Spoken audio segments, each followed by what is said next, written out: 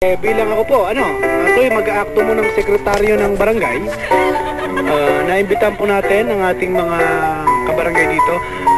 Papakiko, nandito yung mga bisita natin. Pagpilo na sa labas. Ayun, pasok na po kayo po mga galing Baisiha, pakihubad po ang chinelas. Pakiyo ko lang po, natatakloban po ating projector. Magtanong muna kayo bago kayo pumasok dahil po may po kami, registration paper. Papaalala mo yung registration kalihim. Kung maaari lang po yung pangalan po, nakikita niyo po, English po nakasulat dyan, name.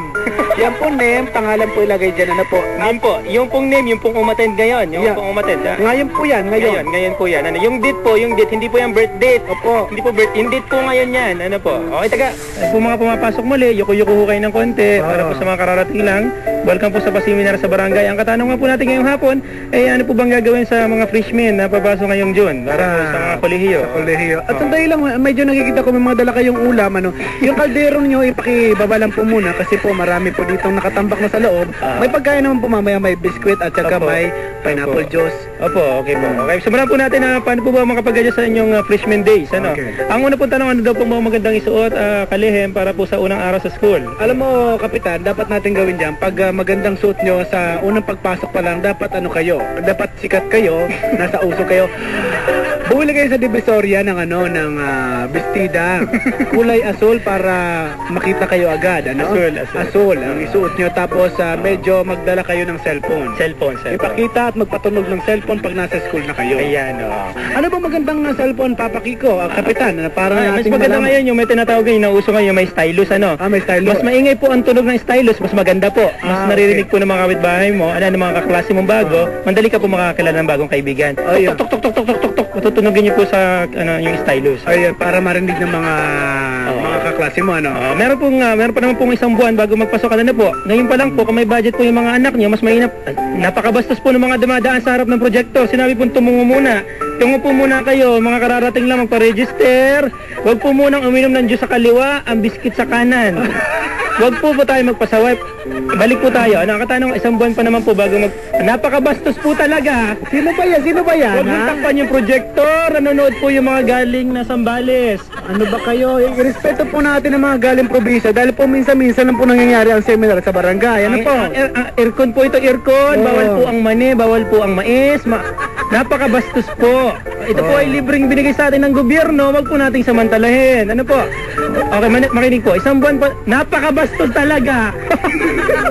Sino ba yan? Ano ba tinatakpan niya? Itong babaeng itong isa? Herman, pakilabas yung mga yung pong ID pakisabit, mamaya po i-distribute po ang merienda, Balik po tayo, kaliem. Isang buwan pa lang bago kung may budget po yung mga anak niya, palagyan na po ng braces. Yung mga anak, dapat may braces kasi po sa school. Sa mga panahon po ngayon, wala naman po sa ganda at sa pangit ng ngipin yan, Nasa braces. Maganda, pangit, kahit kulang, kahit hindi totoo, lagyan niyan po ng braces, Mas may braces po ang mga anak niyo, mas marami po siyang kaibigan ngayon. Ayun. Dapat sa Ay, napakabastos! Sino yung bastos? Ay, tarantado to, wag mo nga gagawin yan. Yung extension, wag pong tatapakan. Dahil dyan po nakasaksak yung computer natin, yung projector. Naman to Wag na po tayong yung pong mga ngunguya-nguya pa dyan ng mga kindi, pakilabas po muna, Ayun, sinasabi mo kalihim. Yung sinasabi ko, Kapitan, yung pagsasalita, di may braces na. Papracticein nyo na po na ang pagsasalita po ng letter S ay medyo singaw. Paano po yan? Halimbawa, first day mo sa school. My name is Sherlyn Escalante. Okay. Medyo gano'n, medyo singaw para social pakinggan, di ba? So, yan po yung mga dalawa sa mga factors po. Pangatlo po, dapat po marunong po kayo ng mga usong salita ngayon. Ano ba mga usong salita ngayon, Kapitan? Syaing, lalo na po yung kaning lamig. Tandaan po natin yon. At saka bawat pong statement na bibitawan ng mga anak nyo, pakisabi po, halimbawa, tinanong ko anong pangalan mo, Jenny, I know right. Lagi po I know right ang ilalagay sa huli. Nasasabi po namin yan dahil usong-uso po ngayon ng mga call center agent. Sabihin nyo na nagko-call center agent yung anak nyo. Ano ba to? Pakisara po ng pinto! Pakisara po! Sinabi naman po, aircon po ito. Malabas ang aircon! Ay, nako po. Ay nako, hindi titigil na natin yung seminar na to. Kung ganyan kayo, wala kayong respeto sa mga nagsasalita dito sa harap nyo.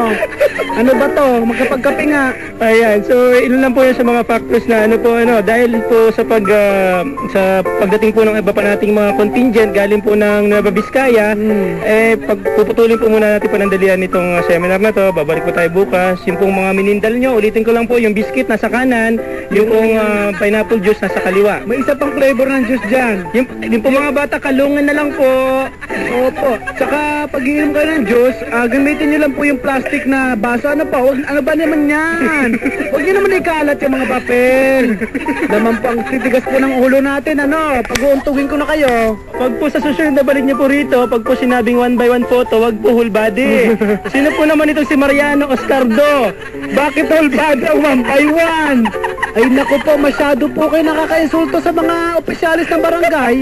Ay hindi po namin talaga gusto to. Ititigil na namin ang seminar na to. Ay naku po. Maraming salamat po sa pagdala. Pwede na po tayo magminindal. Ako po ang inyong barangay captain, si Papa Kiko. Ako naman po ang sekretaryo ng inyong barangay, si Papa Bear. Ito po ang seminar sa barangay.